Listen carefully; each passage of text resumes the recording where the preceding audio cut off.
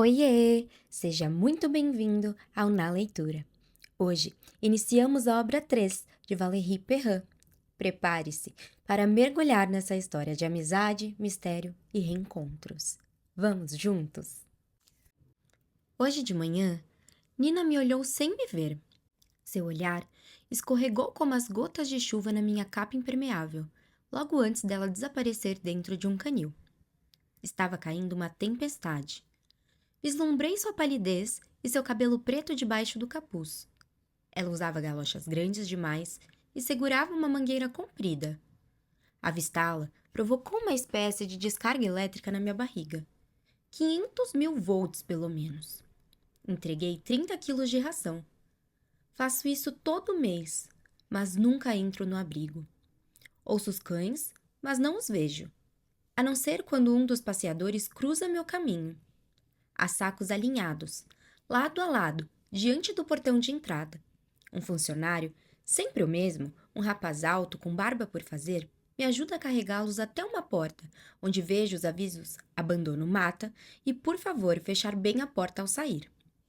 Todo ano, perto do Natal e entre junho e julho, mas nunca no mesmo dia, eu enfio um envelope com algum dinheiro e o nome Ninabu escrito em canetinha preta na caixa de correio do abrigo. Dinheiro anônimo. Não quero que ela saiba que sou eu quem faz as doações. Não faço isso pelos animais. Faço por ela. Sei que tudo será gasto com tigelas e cuidados veterinários, mas quero que o dinheiro passe por ela sem deixar rastros. Só para que saiba que aqui fora não há apenas seres humanos que jogam seus filhotes de gato no lixo. 31 anos atrás, ela me olhou sem me ver, como hoje de manhã. Nina tinha 10 anos. Estava saindo do banheiro masculino. O das meninas estava ocupado, e ela já era impaciente naquela época. Seu olhar deslizou por mim e ela se desmanchou nos braços de Etienne. Estávamos no Porguet, bar e tabacaria dos pais de Laurence Villard. Era uma tarde de domingo, e o estabelecimento estava fechado. Tinham reservado o bar para o aniversário da filha. Eu me lembro das cadeiras em cima das mesas, os pés para o ar, umas sobre as outras, de uma pista de dança improvisada entre uma máquina de pinball e o balcão, dos embrulhos de presente rasgados por cima, ao lado das batatas fritas e dos biscoitos recheados, dos canudos amarelos dentro de copos de papel cheios de suco de fruta e limonada. A turma inteira do 5º ano estava lá. Eu não conhecia ninguém. Tinha acabado de chegar em Lacomel, cidade operária no centro da França com cerca de 12.000 almas. Ninabu, Etienne Beaulieu, Adrien Bobin. Observei o reflexo deles no espelho incrustados ao longo do balcão. Tinham nomes antiquados. A maioria de nós se chamavam Aurélien, Nadege ou Michael. Nina, Etienne e Adrien eram inseparáveis.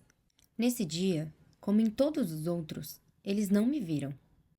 Nina e Etienne dançaram ao ritmo de Take On Me da banda a-ha a tarde inteira. Era um vinil maxi de 45 rotações. Durava 20 minutos. As crianças da minha turma o deixaram tocando sem parar, como se não existissem outras músicas. Nina e Etienne dançaram como adultos, como se tivessem feito aquilo a vida toda. Foi o que eu pensei enquanto os observava. Sob a luz da pista de dança improvisada, pareciam 2 pássaros marinhos batendo as asas durante uma noite de ventania, iluminados por um farol distante. Adrien ficou sentado no chão com as costas apoiadas na parede, não muito longe deles. Quando Cyndi Lauper começou a cantar True Colors, ele foi até a Nina e atirou para dançar. Etienne esbarrou em mim. Nunca vou esquecer seu cheiro de vetiver e açúcar. Moro sozinha na parte alta de Lacomel, que não é muito alta, porque o campo tem apenas leves subidas. Voltei para cá depois de um tempo longe. Aqui, reconheço o barulho das coisas, os vizinhos, os dias ensolarados, as 2 ruas principais, os corredores do supermercado onde faço as compras semanais. Faz cerca de 10 anos que o preço do metro quadrado é uma mixaria. Estão praticamente dando os terrenos de graça. Então, comprei uma casinha por meia dúzia de francos e a reformei. 4 cômodos e um jardim com uma tilha que dá sombra no verão e chá no inverno. Aqui, as pessoas vão embora, menos Nina. Etienne e Adrian foram embora. Voltam para o Natal e vão embora outra vez. Trabalho de casa, revisando e traduzindo manuscritos para editoras. E para conseguir socializar com os locais, substituo o jornalista freelancer da região em agosto e dezembro. No verão, cubro o obituário, as bodas de casamento e as competições de buraco. No inverno é a mesma coisa. A diferença são os espetáculos infantis e os mercados natalinos. As traduções e revisões são resquícios do meu passado. As memórias, o presente e o passado mudam de cheiro. Quando nossa vida muda, nosso cheiro muda. A infância tem cheiro de piche, de boia de piscina, de algodão doce, de desinfetante das salas de aula, de fumaça que escapa das lareiras das casas nos dias frios, de cloro das piscinas municipais, de suor que fica nos casacos pendurados na volta da aula de educação física, de balas cor-de-rosa na boca, de cola que faz fiapos entre os dedos, de caramelos grudados nos dentes, de árvore de Natal.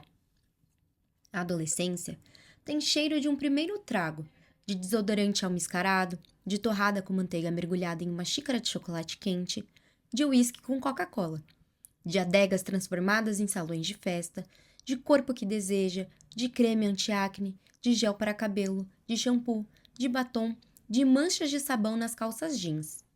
As vidas seguintes cheiram a um cachecol que foi esquecido pela primeira pessoa que partiu seu coração. E aí tem o verão. O verão pertence a todas as lembranças. É atemporal. O seu cheiro é mais forte. É aquele que fica nas roupas, aquele que buscamos a vida inteira.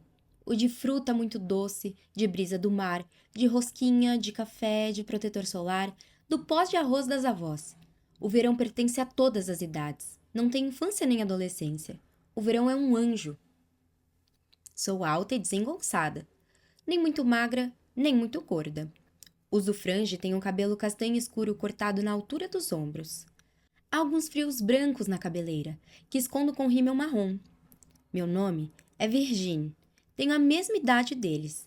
Hoje, dos três, só Adrien fala comigo. Nina me despreza. Quanto a Etienne, eu é que não quero mais saber dele. No entanto, eles me fascinam desde a infância. Passei a vida toda pegada a eles. E a Luiz. Fim do primeiro capítulo. Capítulo 2. 5 de julho de 1987. Começa com uma dor de barriga depois do sanduíche com batatas fritas mergulhadas no ketchup. Nina está sentada debaixo de um guarda-sol em frente ao vendedor de batata frita.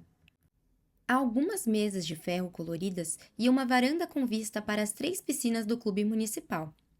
Ela está escutando La Isla Bonita, de Madonna, enquanto lambe a ponta dos dedos suja de sal e observa com um ar sonhador um garoto loiro bronzeado saltar do trampolim de 5 metros. Ela enfia os dedos na caixa vazia para pegar os restos. Etienne se balança na cadeira enquanto beberica um refresco de framboesa, e Adrien morde um pêssego muito maduro que escorre em suas mãos ao redor da boca, sobre as coxas, açúcar por toda a parte. Nina encara Etienne e Adrien sem hesitar. Ela nunca os olha de soslaio. Fixa o olhar em uma parte de seus corpos e o deixa lá.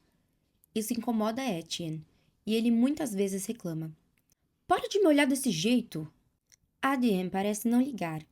Nina é desse jeito, não tem medo de nada. Ela sente as pontadas na barriga de novo. Então, um líquido morno escorre por entre suas coxas. Nina entende. Ainda não, nova demais. Não quero. 11 anos em 2 semanas. Achava que ela chegaria mais tarde, entre o 7º e o 9º ano. Ia começar o 6º ano em 2 meses. Que vergonha! Se as outras meninas souberem que fiquei menstruada, vão achar que repeti de ano. Ela fica de pé e se enrola numa toalhinha áspera. É muito magra. Um fiapo, diz Etienne, o tempo todo para irritá-la. Ela devolve o Walkman para ele sem dizer nada e anda em direção ao vestiário feminino. Costuma ir no dos meninos para que o processo de tirar e botar a roupa na cabine leve menos tempo. Etienne e Adrien ficam esperando. Nina saiu de repente, sem lhes dirigir a palavra. Esses 3 nunca se separam sem dizer aonde vão. O que deu nela? Pergunta Etienne com um canudo no canto da boca. Adrian comenta que o refresco deixou a língua do amigo cor-de-rosa. Sei lá, diz. Talvez seja a asma dela. Neste dia, Nina não volta para a piscina. Há uma mancha marrom no seu biquíni. Ela troca de roupa rapidamente e enfia uma bola de papel higiênico na calcinha. Parece que há um inchaço entre as coxas. Passa na farmácia para comprar absorventes com o troco das batatas fritas. Um pacote com 10, o mais barato. Quando chega em casa, sua cadela, Paola, a observa com uma cara estranha, abanando o rabo. Ergue o focinho e vira as costas para se juntar a Pierre Bu, avô de Nina, que está ocupado no jardim. Ele não a viu chegar. Ela se fecha em seu quarto no andar de cima. Está muito calor. Nina gostaria de estar com Etienne e Adrien na fossa. É como chamam a piscina mais funda, com 4 metros de profundidade. 3 trampolins se elevam dali, a 1 metro, 3 metros e 5 metros de altura. A fossa é profunda demais para que a água esquente, e o desafio de sempre é tocar o fundo gelado depois de saltar. À noite, Etienne liga para Nina. Adrien tenta falar com ela na mesma hora, mas a linha está ocupada. Por que você foi embora sem dizer nada? Ela hesita na resposta. Pensa em alguma mentira. Pra quê? Fiquei menstruada. Para Etienne, menstruação é algo que só acontece com meninas que já têm peito, pelos, com as mães, com as mulheres casadas. Não com Nina. Etienne coleciona figurinhas e ainda chupa o dedo escondido. Nina é que nem ele. Etienne viu as Barbies enfileiradas, uma ao lado da outra no quarto dela. Após um longo silêncio cheio de dúvidas, ele pergunta: Você contou pro seu avô? Não, que mico! O que você vai fazer? O que você quer que eu faça? Talvez não seja normal na sua idade. Parece que depende da mãe. Se a minha menstruou com essa idade, é normal. Não tenho como saber. Dói? Aham. Como uma dor de barriga. Dor de sopa de cebola nojenta. Ainda bem que eu não sou menina. Você vai ter que fazer serviço militar. Talvez, mas mesmo assim, ainda bem. Você vai no médico? Não sei. Quer que a gente vá com você? Pode ser, mas vocês esperam do lado de fora. Os três se conheceram 10 meses antes, no pátio da escola Pasteur, no primeiro dia de aula do 5º ano. É a idade em que tudo vira uma bagunça. A idade em que as crianças não se parecem mais. Umas são grandes, outras pequenas, puberdade, não puberdade. Algumas parecem ter 14 anos, outras 8. As 2 turmas do 5º ano estão reunidas no pátio. Diante de cerca de 60 alunos, a professora, Madame Bouton e o professor Monsieur P fazem a chamada lado a lado. É a manhã em que descobrimos os golpes do acaso e os golpes do destino, em que aprendemos a ver a diferença. As crianças rezam em silêncio, até as que nunca puseram o pé na igreja. Enquanto aguardam serem chamadas pela Madame Bliton, Monsieur P tem uma péssima reputação. Gerações de antigos alunos traumatizados contaram aos mais novos. Um tremendo babaca que não hesita em dar tapas, em erguer uma criança do chão pela gola da blusa, nem em quebrar cadeiras contra a parede quando está com raiva. Todo ano, escolhe um alvo e depois não larga mais. Geralmente é um mau aluno. Então é melhor estudar, senão você tá ferrado. Madame Bliton, fileira da direita. Monsieur P, fileira da esquerda. Eles fazem a chamada em ordem alfabética. Ouvimos suspiros de alívio discretos na fileira da direita, os ombros relaxados como se tivessem agradecidos aos céus. E vemos ares de condenados à morte nos que se juntam à fileira da esquerda. Há um silêncio perturbador na escola Pasteur desta manhã. Apenas a voz dos 2 professores ressoam no pátio. Chamam os alunos cujos sobrenomes começam pela letra A, um por vez. Adam Henrique, fileira da direita. Antar Sandin, fileira da esquerda. Antunes Flávio, fileira da direita. Então, os nomes com B. Bunina, fileira da esquerda. Bouclair Nadege, fileira da direita. Baliu Etienne, fileira da esquerda. Bisset Aurélien, fileira da direita. Boban Adrien, fileira da esquerda. É assim que Nina Bu, Etienne Beaulieu e Adrien Boban se conhecem no dia 3 de setembro de 1986. Como os dois meninos parecem petrificados, Nina os pega pela mão e os puxa até a fileira diante do Montserrat. Etienne não hesita. Deixar-se guiar por uma menina é um constrangimento, mas ele não se dá conta por causa da dupla sentença. Acaba de perder seu colega, Aurélien Bisset, pois está com Pi. Na escola Pasteur, no 1º ou 4º ano, todos os alunos veem essa última fase antes do ensino fundamental 2 como um teste. Você pegou Pi. Que droga! É o inferno ficar na turma dele. Os três aguardam o fim da chamada lado a lado. Etienne é muito mais alto que os outros dois. Tem traços finos, cabelo louro, a pele clara das crianças perfeitas ilustradas em pinturas e seus olhos azul piscina chamam a atenção de qualquer um. Adrien é muito magro, tem um cabelo castanho escuro, bagunçado, com mechas indomáveis, sua pele é macia e é tão tímido que parece se esconder atrás de si mesmo. Nina tem uma graça de uma corça. Suas sobrancelhas e seus longos cílios pretos emolduram os olhos de ébano. Após 2 meses de verão, sua pele está bronzeada. Por trás dos óculos, Montserrat observa seus futuros alunos, parecendo satisfeito, sorri e pede que os sigam para dentro da sala, onde para diante do quadro negro. Sempre aquele silêncio terrível. Cada passo, cada gesto é assustador. Cada um escolhe uma carteira aleatoriamente. Os que se conhecem se reúnem em pares. Etienne empurra Adrien discretamente com o quadril para ficar ao lado de Nina. Adrien obedece e ocupa o lugar atrás dela. Ele a olha, esquecendo o professor. Perde-se em suas tranças, seu cabelo castanho escuro repartido no meio, na ponta de fio clareada pelo sol, seus 2 elásticos, nos botões perolados do vestido de veludo vermelho, nos pelos em seu pescoço. A beleza vista de costas. Ela sente seu olhar e se vira furtivamente para lhe lançar um sorriso malicioso. Um sorriso que o tranquiliza. Ele tem uma amiga, uma colega. Vai poder voltar para casa e dizer à sua mãe: "Fiz uma amiga." Torce para que Nina também coma na cantina, como ele. Podem se sentar. Montserrat se apresenta, escrevendo seu nome no quadro. A tensão diminui. No fundo, ele parece gentil. Quase sorri. Explica as coisas com calma. Talvez tenha mudado. Não dizem que os adultos podem ficar mais bonzinhos com o tempo? Amanhã passa depressa. Os livros escolares são distribuídos e devem ser encapados na mesma noite, não no dia seguinte. Detesto procrastinação, diz Montserrat, vasculhando na sua mala de couro. Há um grande silêncio de incerteza na sala de aula. Vejo que vocês não conhecem o significado dessa palavra.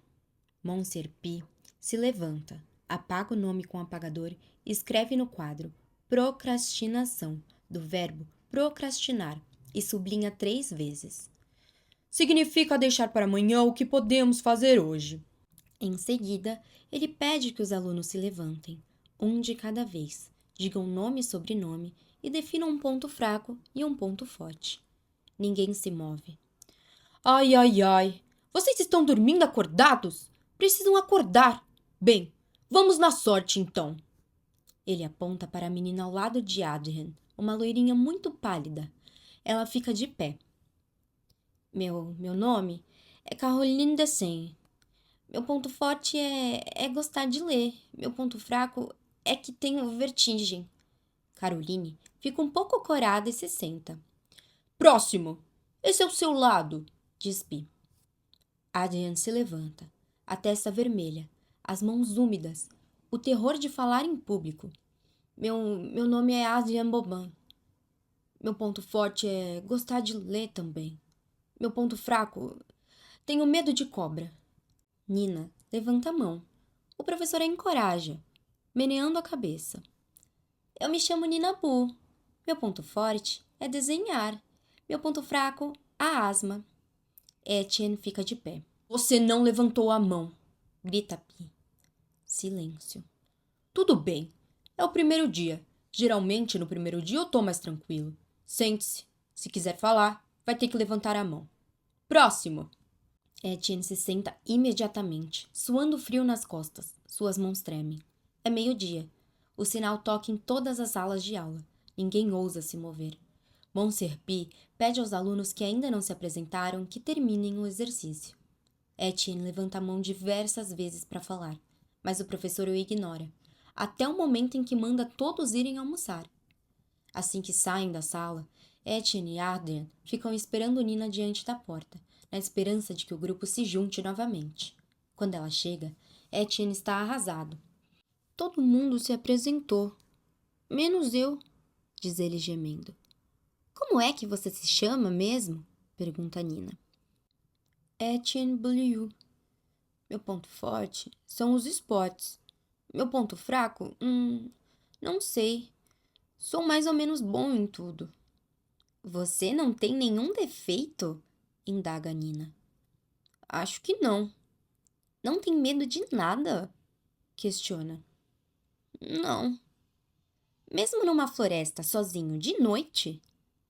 Acho que não sei, eu teria que tentar. Eles caminham lado a lado, apressados. Estão 20 minutos atrasados para o almoço. Nina no meio, Adrien à direita, Etienne à esquerda. Final do capítulo 2. Capítulo 3. 5 de dezembro de 2017. Repasso a informação muitas vezes na minha mente, sem acreditar. Como uma pessoa solitária, o que será que eu estava pensando no dia em que me candidatei para escrever para um jornal? Um desafio? Uma loucura passageira? Não me interesso pelas fofocas, nem pelas aposentadorias, e muito menos pelas competições de petanca. Mas aqui estou. É como se eu estivesse me afogando. Sem dúvidas, é um acaso infeliz. O Lago da Floresta. Uma antiga pedreira de areia ao sul de Lacomel, no caminho para Utã. Lençóis freáticos em contato com o rio Saône encheram cerca de 100 hectares de água. Quando éramos crianças, mergulhávamos lá o tempo todo. Sabíamos que era arriscado. Gostávamos de brincar com o perigo, mas também não nos afastávamos muito das margens por conta dos deslizamentos de terra que causavam buracos perigosos. Só alguns meninos tinham coragem de ir até o meio, gostavam de se exibir. E existiam várias lendas a respeito do lago. Diziam que à noite dava para ver os fantasmas daqueles que tinham se afogado nele, nadando na superfície em suas mortalhas. Nunca vi nada além de pessoas acampando e latinhas de cervejas abandonadas. Muitos de nós não entravam na água descalços. Quando estavam com muito calor, eu entrava, sem tirar os sapatos do pé. Não era raro alguém se machucar com um caco de vidro ou um pedaço de ferro. Eu preferia nadar na piscina municipal. Mas, nas noites de verão, íamos até o lago escutar música e beber ao redor da fogueira. Faz anos que não vou lá. Como estão restaurando uma das margens, é a primeira vez em 50 anos que drenam parte do lago. A prefeitura está realizando um estudo de viabilidade para instalar uma praia artificial com tobogãs e uma barraca de lanches. Uma área que contaria com a supervisão de salva-vidas. Querem também controlar os acampamentos e os banhistas que arriscam demais. Na semana passada, quando drenaram a parte oeste do lago, encontraram um carro. Para acessarmos a margem, temos que pegar trilhas sinuosas e estreitas. Geralmente, quem vem dirigindo estaciona em um terreno improvisado entre dois campos, a cerca de 300 metros do acesso principal. A placa do carro naufragado foi identificada, um Twingo roubado em 17 de agosto de 1964 em Lacomé. Até aí, nada de anormal. O ladrão ou os ladrões queriam se livrar do veículo. Mas o que deixou os policiais intrigados foi que a data corresponde ao desaparecimento de Clotídio Marais, dia 17 de agosto de 1994. Quando ouvi o editor do jornal pronunciar essa data, meu sangue gelou. Perguntei se não podia enviar alguém da sede, um jornalista mais experiente, mas todos estavam de férias. Eu era a única de plantão. Temos uma investigação em curso. Você precisa ir até lá o quanto antes. Queremos uma foto do carro e a matéria pronta antes do anoitecer. Procuro meu crachá de imprensa no fundo de uma gaveta. Não costumo usá-lo. Nunca me pedem para apresentá-lo na hora de escrever uma matéria sobre a eleição de Miss Petanca. Eu não gostava de Clotilde Marais. Tinha inveja de suas longas pernas torneadas, que ela passava ao redor da cintura de Etienne. Essa imagem me volta à mente. Ela sentada sobre uma mureta, ele de pé, os dois trocando beijos de língua. Ela vestindo um short, suas pernas abraçam a cintura dele. Está descalça, as unhas pintadas de vermelho, pedicure impecável. Suas sandálias gladiadoras douradas jazem na calça. É o auge da feminilidade. Tenho vontade de empurrá-la, de tomar seu lugar, de ser ela. É claro que não fiz nada. Segui meu caminho prendendo a respiração. Clotilde Marais sumiu durante o verão, aos 18 anos. Quando desapareceu, a cidade inteira ficou perturbada. Por que ir embora sem deixar explicações? Uma carta sequer. Ao mesmo tempo, não fiquei surpresa. Era uma menina arrogante e reservada. Não tinha amigos e andava quase sempre sozinha. Tenho vontade de ligar para Nina, no abrigo, para contar sobre os destroços do lago. Mas eu nunca faria isso. É só um impulso que contenho imediatamente. Quanto a Etienne, nem imagino o que sentirá quando descobrir. Fim do capítulo 3.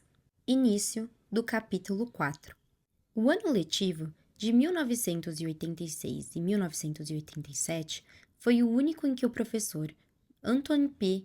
trocou de alvo no meio do ano. Entre 1955 e 2001, a cada volta às aulas, ele se dedicava a adivinhar quem seria seu saco de pancada. Já se preparava mentalmente enquanto fazia suas palavras cruzadas em Sablou d'Olonne, para onde ia todo verão. Seria loiro, moreno, ruivo. Grande, porque estava repetindo de ano, ou magrelo, porque era medroso.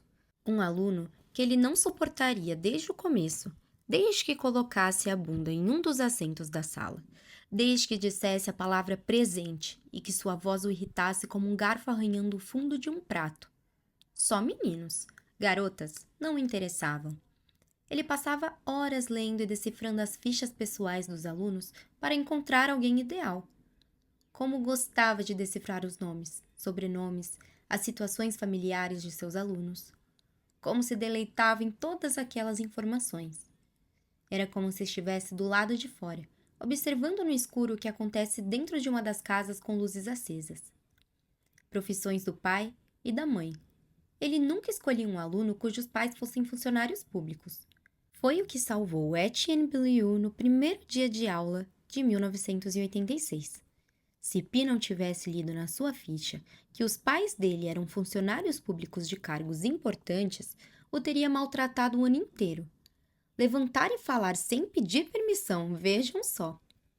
E ele nunca mexia com Abdelkader, como gostava de chamar os alunos de religião muçulmana na presença de alguns amigos escolhidos a dedo, professores que lecionavam em outras escolas, reunidos nas varandas dos cafés de Sablou d'Olonne. Pi não tinha amigos em La Comelle. Tinha uma posição, e por conta disso, todos os respeitavam e mantinham certa distância.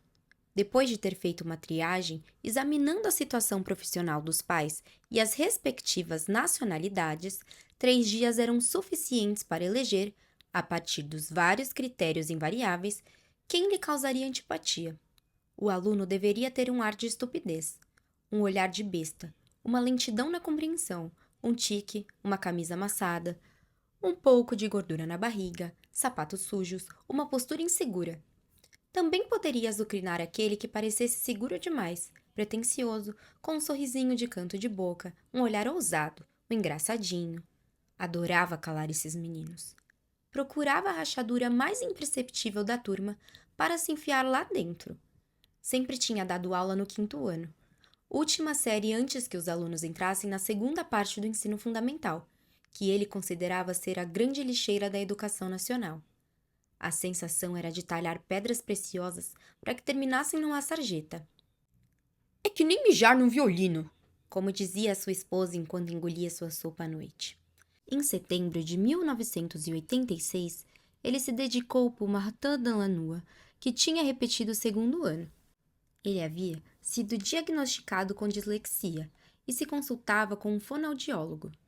Pi Não o mandava ler textos em voz alta diante da turma toda. Isso seria simples demais. Não era cruel o suficiente, além de ser muito arriscado.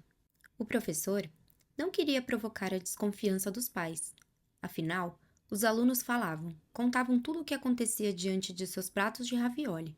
Em vez disso, seu prazer perverso era mandar Martin Delannoy resolver seus problemas de matemática irresolvíveis todas as manhãs no quadro.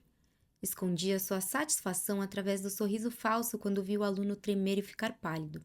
Gostava de observar o brilho das finas gotículas de suor em suas têmporas e na testa, as lágrimas contidas até que uma minúscula poça caísse sobre o estrado de madeira, uma gota de sangue translúcida, a tristeza contida por tempo demais.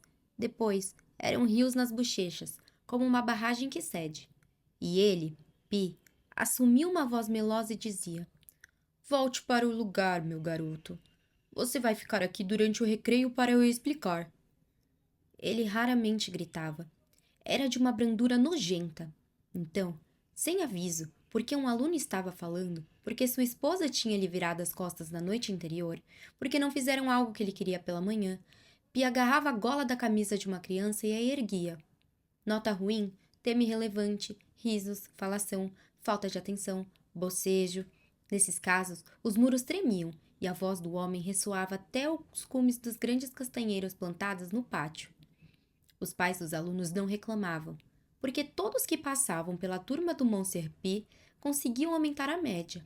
Diziam seu nome com delicadeza, sussurrando: "Está na turma do Monsieur Pi", com um sorriso e um contentamento evidente. No fim do ano, lhe ofereciam diversos presentes, que ele recebia com os olhos marejados, dizendo: "Vocês sabem que eu só estou fazendo o meu trabalho." Pi era um professor extremamente eficiente. Ele podia passar horas explicando algo até que todos entendessem.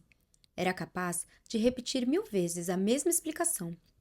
Obrigava os alunos a copiar uma lição até que ela fosse assimilada de uma vez por todas. Mandava uma lista de trabalhos de casa longuíssima que ocupava noites e domingos inteiros. Era um professor impressionante, então podia muito bem escolher um alvo para compensar. Até mesmo o diretor da escola, Monsieur Harville, fechava os olhos para suas atitudes, tendo em vista seus resultados excepcionais.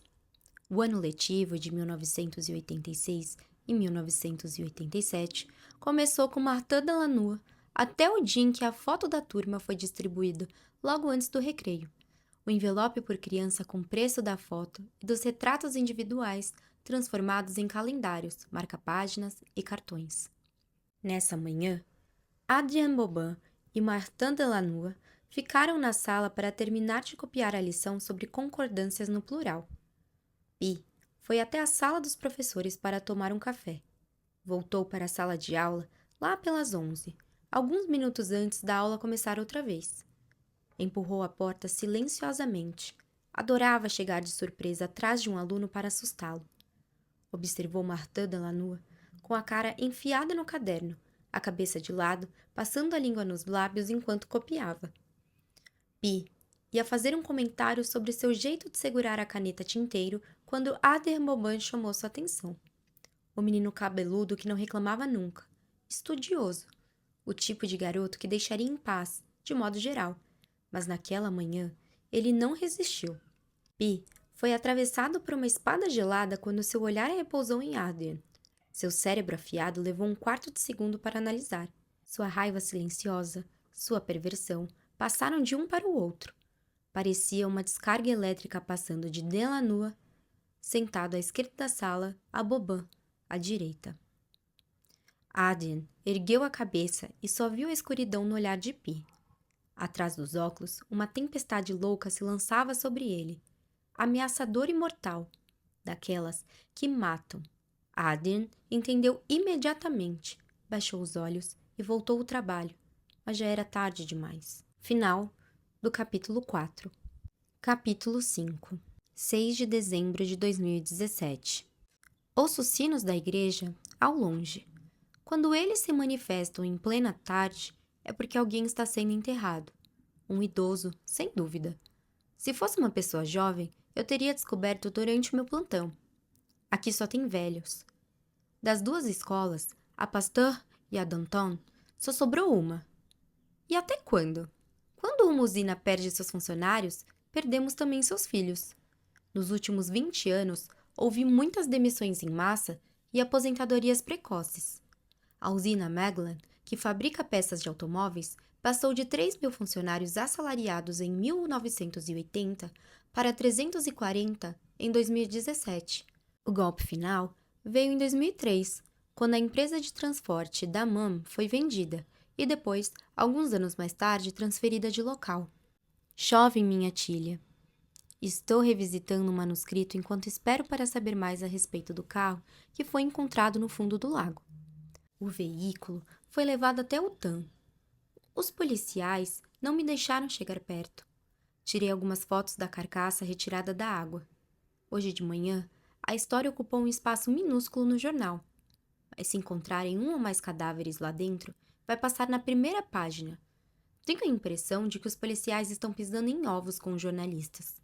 Segundo uma fonte, parece que há ossos dentro do carro. Não consigo não pensar em Clotilde Maré. Agora há pouco, enquanto arrumava algumas coisas, a reconheci na foto da turma do 5º ano. Em março de 1987, a garota tinha apenas 11 anos. Tinha esquecido que Clotilde estava na mesma turma. Foi um choque revê-la criança. Por muito tempo, seu retrato ficou exposto nos arredores. Mas, como na noite do seu desaparecimento, uma testemunha a identificou formalmente na estação de trem. Todo mundo achou que Clotilde havia fugido. Na foto, vejo também o velho Pi, com sua camisa cinza, e os 3B ao lado dele: Beaulieu, Bu e Boban. Eu, na segunda fileira. A quarta a partir do lado esquerdo, magra demais, invisível e inexistente. Durante o ano Pi, Nina, Etienne e Adrian se encontravam na frente da escola 10 minutos antes do sinal tocar. Não tinham outros colegas. Andavam quase colados um ao outro, como cãezinhos de uma mesma ninhada. No entanto, não se pareciam em nada, nem fisicamente, nem no comportamento. 11 anos é aquela idade em que a maioria das meninas anda com as meninas e os meninos com os meninos. Nina dormia tarde e parecia estar sempre cansada. Diziam que ela ajudava o avô a organizar as cartas em ruas e bairros para distribuição no dia seguinte. Não era verdade. A seleção era feita de manhã, no correio. Ela certamente ficava desenhando até tarde na noite. Estava sempre com os dedos sujos por causa dos lápis de carvão. Mesmo esfregando com uma escovinha e sabão, o grafite deixava suas unhas cinza. Eu adorava as olheiras sob os olhos de Nina. Tinha inveja delas. Aquilo a envelhecia, a fazia parecer mais madura. Eu queria roubar suas marcas de cansaço. Queria roubar tudo dela. Seu nariz pequeno, sua aparência, sua postura, seu sorriso. Quando criança, Nina me lembrava Audrey Hepburn. Mais velha também, só que uma versão triste dela. Se bem que Audrey sempre teve um olhar melancólico. No caso de Nina, era um pouco mais sombrio, como se já tivesse passado por tudo, mesmo que ainda fosse uma menina. Ninguém sabia quem era seu pai, mas achava que ele era do norte da África ou do sul da Itália, porque, segundo os boatos, sua mãe era ruiva de olhos verdes e Nina tinha os olhos tão escuros que mal dava para ver suas pupilas. Os 3B iam para a escola a pé.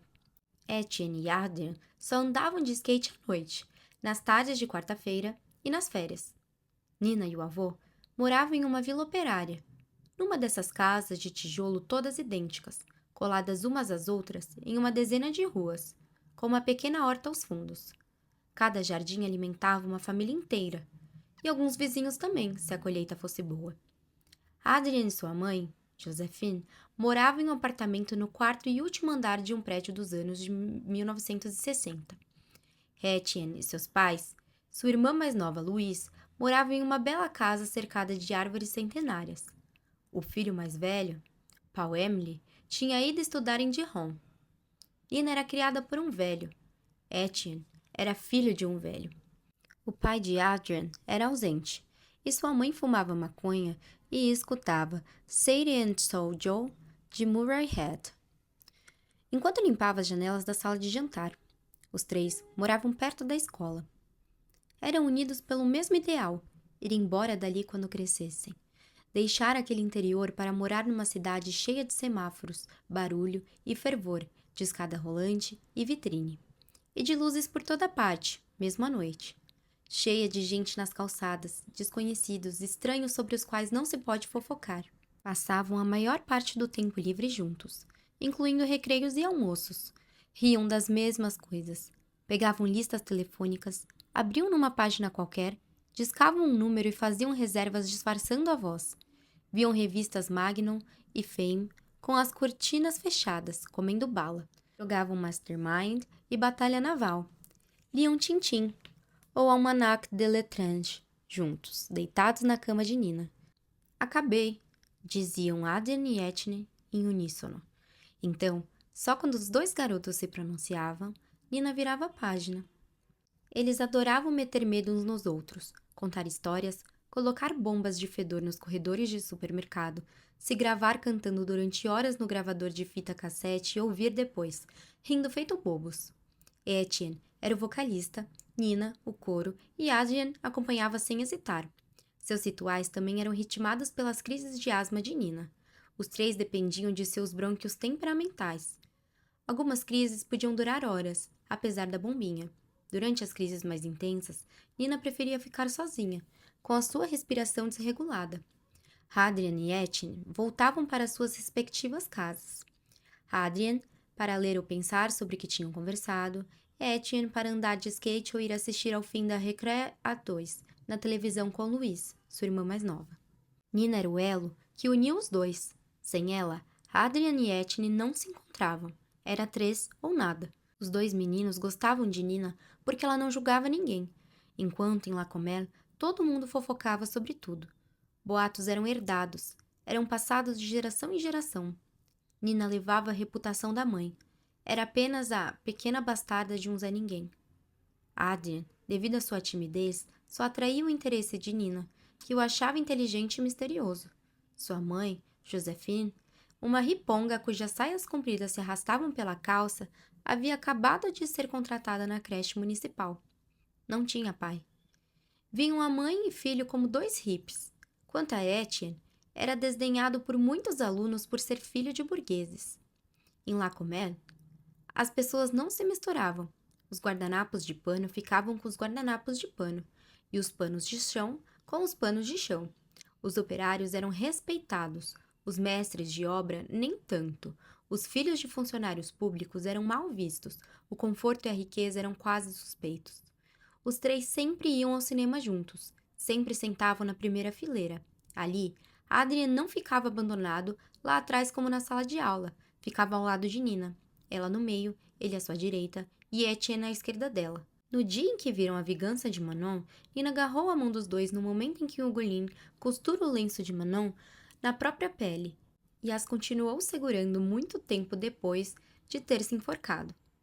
A Vingança de Manon se tornou o filme preferido de Hadrian e Etienne, por mais que não admitissem. Quando perguntavam qual é seu filme preferido, eles respondiam O Retorno de Jedi, mas estavam mentindo. Fim do capítulo 5. Capítulo 6. 7 de dezembro de 2017. Quinta-feira, dia de ir ao supermercado. Sempre torço para cruzar com Nina, mas nunca acontece. Pego os produtos essenciais, depois desço até a feira. Torço novamente para encontrá-la. Observo todos os carros que passam, mas não a vejo. É como se ela vivesse escondida. Depois de comprar minhas frutas e legumes, tomo um café em um bistrô que fica no terraço da igreja. Observo as pessoas passando com seus carrinhos de feira e suas cestas. Casais, mulheres sozinhas, viúvos. Gosto da garçonete. Ela não me reconhece. Seu nome é Sandrine Martin. Cursamos o 7º ano juntas, na mesma turma que os 3. Depois, ela foi fazer estágio em outra cidade. Tinha a estranha mania de cuspir no chão o tempo todo. Era bonita. Ainda é. Mas os cigarros e uma vida de trabalho temporário são visíveis nos sulcos de seu rosto e nos lábios inchados. No inverno, seus casacos escondem uma sereia azul desbotada em seu antebraço. Uma sereia que nunca relaxou nas varandas dos palácios. Às vezes tenho vontade de dizer: sou eu, Virginie. Mas para quê? Para conversar sobre o quê? Você tem filhos? Não. E você? Sim, 2. Quantos anos eles têm? 15, 18. Faz muito tempo que você trabalha aqui? Por que ainda está na cidade? É muito parado por aqui? Prefiro que Sandrine não me reconheça. Sorrimos uma para a outra. Ela me entrega o jornal do dia. Deixo 30 centavos de gorjeta. Quero deixar 50, mas para um café de 1,20 seria demais. Ela prestaria atenção em mim. Tchau! Às vezes é bom não ser reconhecida. Fico mais tranquila assim. Na volta para casa, faço um desvio para passar em frente à minha antiga escola. Está fechada há muito tempo. Foi depredada diversas vezes. Os ocupantes jogaram pedras e tentaram atear fogo ao prédio. Algumas janelas estão tampadas com papelão. Está cercada de mato alto. Uma escola nova, a Georges Perret, que fica fora da cidade. Ela acolhe alunos de várias regiões. Sempre que passo em frente à minha antiga escola, penso em um velho navio abandonado pelo capitão em um mar de concreto esverdeado e acidentado. Nessa manhã, quando passei por ela, parei o carro. Geralmente passo por ela sem olhar direito, como eu desviava ao passar perto da Torre Eiffel antigamente. Friei e estacionei no acostamento. Todo mundo dizia que aquilo aconteceria. As retroescavadeiras tinham iniciado seu trabalho. O prédio, Ville Colombier, estava sendo demolido. Passei 10 minutos observando o passado ser destruído. As chapas de metal azuis desmontadas, as paredes desmembradas à velocidade da luz como se fosse um cenário. Não um prédio de verdade onde haviam ensinado por décadas. Daqui uns dias não sobrará nada. Eu me lembrei da época em que na sala de estudos, durante as pausas, eu observava do terceiro andar os alunos andando no pátio lá embaixo. Muitas vezes pensando, daqui a 100 anos, eles terão morrido. Nunca teria imaginado que as paredes da minha antiga escola cederiam antes dos alunos. O esvaziamento da usina Magellan e a transferência da série da transportadora da MAM haviam condenado bairros inteiros. Apenas as duas ruas principais tentavam manter alguma dignidade.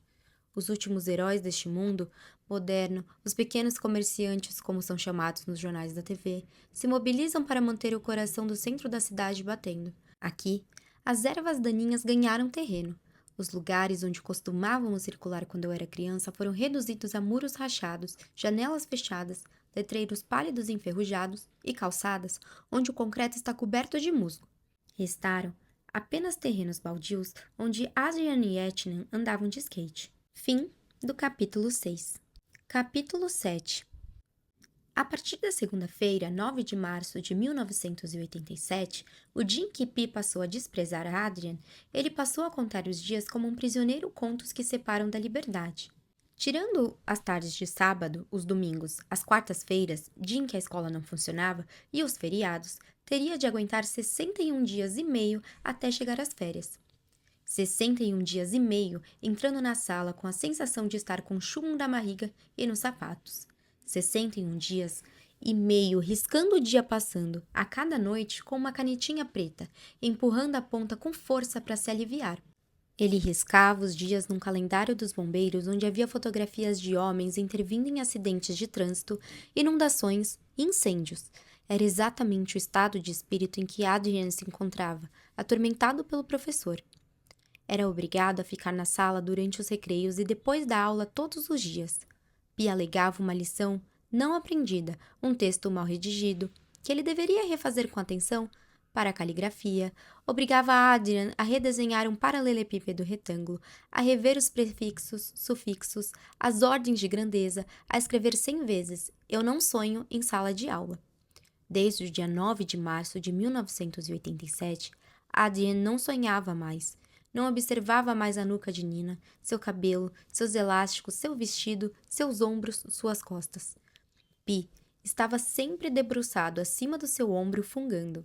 Sempre que Adrien baixava a guarda, Pi o mandava até o quadro para humilhá-lo melhor diante da turma toda. Em vão.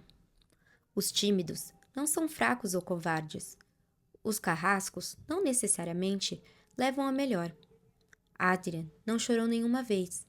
Olhava bem nos olhos de Pi e se esforçava para responder suas perguntas, por mais perniciosas e incompreensíveis que foram. Enquanto o colega Martin Delannoy, a primeira vítima daquele ano, podia respirar melhor. Não conseguia acreditar naquele milagre, a violência havia acabado. À noite, depois do reforço, Nina e Etienne esperavam Adrien com duas almas penadas, sentados numa calçada. Eles o acompanhavam até a casa. Adrien sentia dores no corpo todo. Seus músculos estavam doloridos de tanto contraí-los. Nina perguntava sem parar: "Mas por que ele cismou com você?" E Adrien sempre respondia: "Um dia eu te conto." "Me conta o quê?" Então Adrien fechava a cara e ficava calado. Etienne perguntava se o amigo queria que ele furasse os pneus do velho Pi ou colocasse merda de cachorro na sua caixa de correio. "Sei onde ele mora." Mas Adrien recusava. Pi suspeitaria de algo, e seria pior se começasse a perturbar os dois. Adrien chorava dormindo. Quando acordava, sua fronha estava molhada. Eles já não liam o mesmo livro juntos no quarto de Nina, e a TV ficava desligada. Era como se os heróis de suas novelas preferidas tivessem morrido. "Ele está estragando nossos dias de folga." "Ele está estragando a nossa vida. Antes era bom." "Um dia eu o vi na cidade. O corpo dele é feio. Por isso que veste uma camisa larga, para esconder a bunda enorme." Os três repetiam o tempo todo: "Chega logo, verão." As idas ao cinema haviam se tornado raras. O silêncio era imposto até mesmo no intervalo entre as aulas, mas quando iam, sentavam-se como sempre, Nina no meio, Etienne à sua esquerda, Adrien à sua direita. Foi assim que descobriram juntos Aprendendo a Viver de Jean-Paul Hubert. Nesse dia, Adrien entendeu que graças a uma obra de arte era possível esquecer as dificuldades da vida. No dia 4 de maio de 1987, Pi percebeu que estava faltando provas a serem corrigidas na sua pasta. Sem pensar, se lançou na direção de Adrien e deu um tapa no rosto dele na frente das outras crianças aterrorizadas, acusando-o de ter roubado as provas durante o reforço. Nina e Etienne se levantaram ao mesmo tempo para intervir, mas um único olhar de Adrien bastou para que eles se sentassem imediatamente. O corpo de Adrien não resistiu àquela nova ofensiva. Ele adoeceu. Ninguém nunca havia batido nele. Seu pai nunca o tocara, ainda que sua quase completa indiferença tivesse deixado marcas invisíveis, porém permanentes, em sua pele. Sua mãe era meiga, jamais levantaria a mão para o filho. No caminho de volta, Adrien fez com que Etienne e Nina jurassem que não contariam nada a ninguém. Seus dois amigos ergueram a mão e juraram. Quando o filho chegou em casa, Josephine o achou muito pálido, preocupado, disperso. Tentou fazê-lo falar, mas em vão. Após o jantar, ela telefonou para Nina e perguntou se havia acontecido algo na escola, mas a menina respondeu que não. Nada de especial. Tinha sido um dia normal. De noite, Adrien foi tomado por tremores, depois pela febre. Diagnosticaram uma bronquite que se transformou em pneumonia grave. Ele passou alguns dias no hospital. Ficou longe da escola por 3 semanas. Nina e Etienne pegavam a matéria e as apostilas e levavam até a casa dele todas as noites depois da aula. Josephine, que tinha passado a fumar na pequena varanda da casa, fazia um lanche para eles, que comiam ao redor da mesa de fórmica. Havia resquícios de fios loiros e brancos aqui e ali no cabelo de Josephine. Tinha uma cabeça pequena que lembrava de um roedor, mas seus traços eram finos. Seu olhar continha doçura e incredulidade. Ela não refizera a própria vida após ter sido amante do pai de Adrien. Era um homem inconstante, distante e casado com outra mulher que não abandonaria nunca. Tinha avisado, nunca. Quando soube que Josephine estava grávida, não reagiu. Não demonstrou nem raiva, nem amargura, nem alegria. No dia em que foi embora sem avisar que não voltaria, Josephine estava preparando uma torta de maçã. Suas mãos estavam sujas de farinha e manteiga quando lhe entregou algo. Ela só entendeu quando leu a quantia no cheque. Deixou um rastro de gordura na assinatura. Sylvain Bobin voltou apenas para reconhecer a criança. Josephine não encontrara forças para dizer que não precisava. Ela não o amava mais, porém, havia esperado por ele, o tinha desejado. Só que isso foi antes da decepção, das palavras sujas e dos gestos covardes.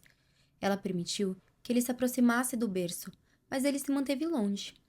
Às vezes, ele reaparecia, como um supervisor de obras públicas, ou um policial. Mal tocava a campainha antes de entrar. Dava uma olhada no apartamento, nas pinturas, na encarnação, nas notas de Adrien, largava o enésimo cheque na sala e ia embora. sem dúvidas com a consciência em paz. Quando Adrian foi parar no hospital, Josephine ligou para Sylvain. Era a primeira vez em 11 anos. Sylvain Bobin estava no exterior. Ela deixou um recado no seu hotel. Ele retornou a ligação, chiados na linha. Ao telefone, Josephine o tranquilizou. Havia sido apenas um susto. Adrian já estava melhor. Uma bronquite que havia piorado. Naquele instante, Josephine observava os três levando suas boquinhas às tigelas fumegantes. Ela gostava dos novos amigos de Adrian, sobretudo de Nina. Josephine teria gostado de ter uma filha parecida com ela. Uma bonequinha de olhos castanhos, 2 estrelas plantadas em um rosto meigo, e que ainda vão brilhar muito, ela pensou. Depois do dever de casa, Nina ia embora abraçando Adrian, e Etienne dava um tapinha nas suas costas. E sempre com as mesmas palavras, feito uma prece. Chega logo, verão. Quando voltou a frequentar a escola, Adrian continuou riscando os dias que separavam da liberdade. Tinha calculado que, tirando os feriados, as quartas-feiras, as tardes de sábado e os domingos, só faltavam 31 dias e meio. Adrian tinha lido em algum lugar que ter o diabo no corpo significava fazer algo sobre-humano. Parecia-lhe sobre-humano se levantar, beber um leite quente, se vestir, fazer aquele caminho, subir os degraus, deixar o saco no gancho, tomar seu lugar, sentir o perfume do sujeito soterrado na sua camisa cinza e cruzar o olhar atrás dos óculos durante 31 dias e meio. Parecia-lhe sobre-humano não ter um pai para defendê-lo, para lhe dizer: "Eu te protejo, meu filho. Fique tranquilo." No dia em que voltou a pisar na sala de aula, nem a presença de Ina e Etienne bastou para acalmar seu coração acelerado. Sentiu uma súbita vontade de cagar, o estômago revirado, a garganta inchada. Naquela manhã, Adrian se convenceu de que a asma de Nina o havia contaminado, de tão difícil que lhe parecia respirar. O professor lhe lançou imediatamente um sorriso, a voz num tom calmo e aveludado. Nada de quadro durante horas, nada de reforço, nem durante o recreio, nem no fim do dia. Pi tinha ficado com medo. Era a primeira vez que um dos seus sacos de pancada ficava doente. Geralmente ele pressentia esse tipo de coisa e acalmava o jogo antes que a situação azedasse. As semanas passaram. Adrian tirou boas notas nos trabalhos e viu palavras de incentivo do professor em tinta vermelha na margem superior direita. Muito bem, ótimo trabalho, aluno comprometido. Um dia, em junho, Adrian ficou na sala depois da aula por iniciativa própria, enquanto Pi trabalhava em sua mesa. Os alunos tinham de fabricar eletricidade usando um ventilador de 12 volts, colando ímã em cada pá do aparelho e conectando a um transformador com a ajuda de 2 dominós. Adrian ficou obcecado pelo exercício. Fabricou uma pequena tábua de madeira que tomou o cuidado de pintar de branco e conectou a ela 3 lâmpadas coloridas. Como ainda não tinha terminado, às 6 da tarde, o professor, querendo ir embora, pediu que ele terminasse a tarefa em casa. Adrian trabalhou no projeto durante todo o fim de semana, acrescentando variações na intensidade elétrica com a ajuda de um interruptor, o que impressionou Nina. "Você é muito inteligente." "Não é inteligência, é física." "Dá no mesmo." Quando Adrian, Nina e Etienne chegaram na porta da sala de aula na segunda-feira de manhã, o diretor aguardava os alunos com um ar grave. Os fez entrar em fila única e pediu que ocupassem seus lugares e pegassem os livros de gramática para ler as últimas lições em silêncio. Pi não estava na sala. Nunca tinha faltado, em toda sua carreira de professor. Os alunos interrogavam com os olhos, sem dizer uma palavra, até que um deles teve coragem de levantar a mão. "Onde está o Monsieur Pi?" "Na minha sala", respondeu o diretor. Ouviu-se uma onda de decepção percorrer a sala. Tinham achado que poderiam voltar para casa, andar de bicicleta, jogar jogos de tabuleiro, assistir televisão, mesmo que não houvesse programas infantis na segunda-feira. Não. Pi não havia sido raptado. Não estava nem doente nem morto. Eles teriam aula naquele dia. Foi então que o diretor procurou Adrian com os olhos antes de falar. "Adrian Bobin, poderia me acompanhar, por favor?" Ao ver seu nome, ele sentiu o estômago se revirar. Levantou-se como um inocente que é condenado sem saber por quê. Lançou olhares preocupados para Nina e Etienne. Acompanhou o diretor de cabeça baixa. Olhava os azulejos no chão. mal alinhados. Tentava contá-los para não pensar em mais nada. 1, 2, 3, 4. Um mau pressentimento. Por que Pi não estava na sala? Por que o diretor estava convocando a ele? Adrian. Ele e apenas ele. Sim, um mau pressentimento. Quando Arvid e Adrian entraram na sala do diretor, uma antiga sala de estudos reformada para abrigar um secretariado, armários com fichas escolares, um telefone e uma máquina de escrever, Pi estava lá, sentado, as pernas cruzadas. Não usava sua camisa cinza. Estava com uma camiseta azul clara e uma calça de poliéster. Era a primeira vez que Adrian viu o professor com roupas casuais. Pi não ergueu os olhos, não os levou a Adrian, nem mesmo quando este o cumprimentou. Contentou-se em sorrir para o diretor, fingindo que Adrian não existia. Bem, vamos direto ao assunto. Monsieur Pi, me disse que você roubou materiais? Adrian não entendeu. Procurou o olhar de Pi, ainda fixo no diretor sentado à sua frente. Você sabe que o material utilizado nas atividades práticas deve permanecer dentro da escola. Está no regulamento interno da escola. Adrian foi incapaz de dizer uma palavra sequer. Estava sendo acusado de roubo. Pi o havia encurralado. Ganhara a partida. Adrian sentiu a lágrima subir. Mas não. Pi não teria suas lágrimas. Ele as engoliu imediatamente, como se fosse uma sopa amarga. Enfiou as unhas na pele dos antebraços. Um detalhe o ajudou. Primeiro, imperceptível. Depois, deixou de ser um detalhe e tornou-se uma evidência. À medida que Adrian respirava, que seu coração se acalmava, ele o sentiu. Primeiro, levemente acre, então, cada vez mais tenaz, formando círculos cada vez mais amplos, até que já não podia passar despercebido dentro da sala. Um cheiro de suor. Pi fedia, emanava o cheiro da mentira. Arville o trouxe de volta dos seus pensamentos. É tudo o que tem a dizer em sua defesa, Boban? Seu silêncio o condenava. Quem cala, consente. Ele consentiu em ser punido até o fim do ano escolar.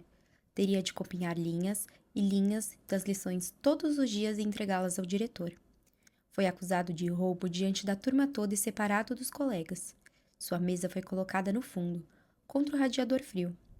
Nenhuma evidência ou nota entrou para sua ficha escolar porque Adrian Boban era um bom aluno e trouxera os materiais de volta na mesma manhã.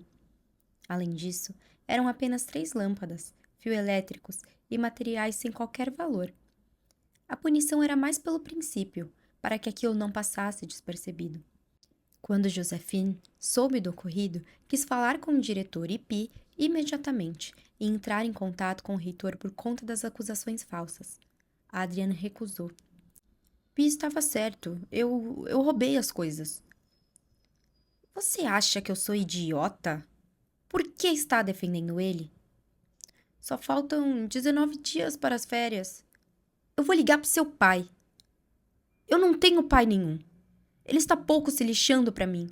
Se você ligar para ele, eu fujo. Eu juro que eu fujo.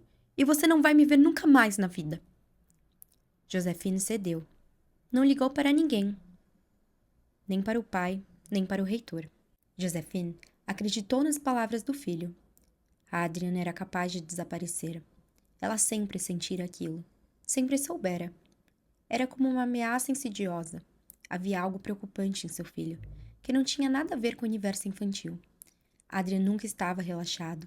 Era doce, mas sério. Não precisava pedir para que ele fizesse os deveres de casa, escovasse os dentes, colocasse a mesa, ajudasse a arrumar o apartamento. Ele fazia tudo aquilo por iniciativa própria. Ria com frequência, uma risada cristalina que Josephine amava. Sabia se entregar à alegria, sobretudo quando Nina e Etienne estavam presentes, assistindo a um filme de comédia ou a um programa qualquer de televisão.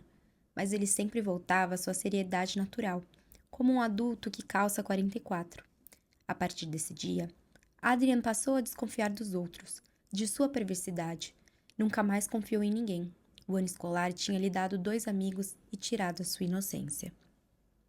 Final do capítulo 7. Se você gostou do livro até aqui, se inscreva no canal e ative as notificações para não perder os próximos capítulos da obra. Lembrando que aceitamos sugestões no e-mail na descrição.